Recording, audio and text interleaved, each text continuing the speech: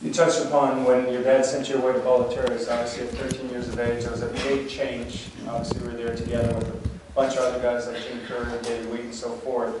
Maybe talk a little bit about Bollettieri's. Was it difficult? How were the changes?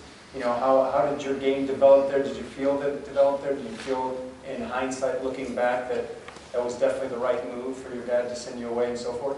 It was, because it was further from him, and that's kind of, step number one, and I say that lovingly, in the sense that, he'd be the first one to tell you that, he had a habit of burning kids out, but like, first of all, there's a lot that happens in the academy that we're both taking to our grave, so we're not talking about. But the environment was one that I credit a lot of my growth in tennis to. It was a dog kind of eat dog environment. It was the pecking order of life at the academy was how well you did on the practice court.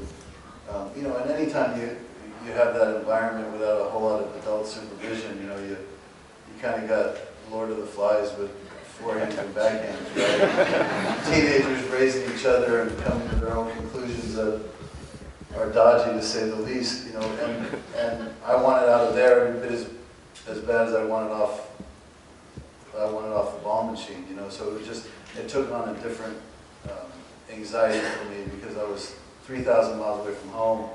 You were a few hundred miles away from home. Not that I was envious of that, but you had guys like Courier who were from around the corner, would possibly go home on weekends. But for me, it was a culture shock. Vegas kid in Florida, waking up playing tennis all day, not being able to afford to go home. But once a year, Are you saying that DeSoto Square Mall was a little different than the Strip? Those of you that have been to Bradenton, Florida. Yeah, but I heard it's changed a lot. I haven't been back since they fired me. So.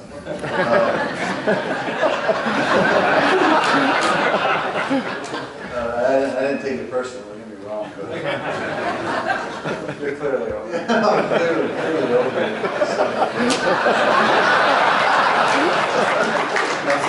I actually saw Nick earlier this summer. I mean, we communicate a lot. He's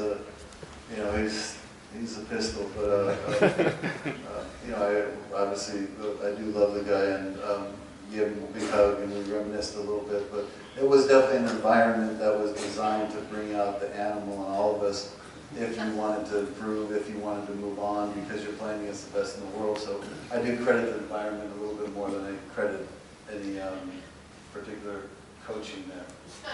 And you mentioned Nick Bollettieri. Of course, you guys had peaks and valleys throughout your relationship, but there was a lot of positives that was derived from your relationship. Is there something that you take away from, as you said, you've been able to reflect back on it, there's a true love there, but is there something that you reflect on that you really learned from Nick? No, not really. Feel free to be honest.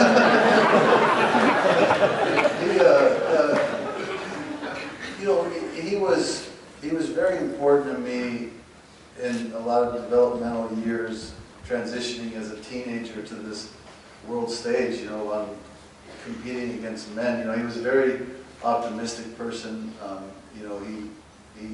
He always felt like a father figure of sorts. He believed in you, then you felt like you could believe in yourself, and so that was crucial for me to have at a time when I felt pretty overmatched and living a pretty daunting life, traveling the world, having to compete against guys that were much older and in a lot of cases superior. So he was influential there, but he stopped believing in me after my wrist surgery, and that was kind of a tailspin, and then I had to figure out new ways.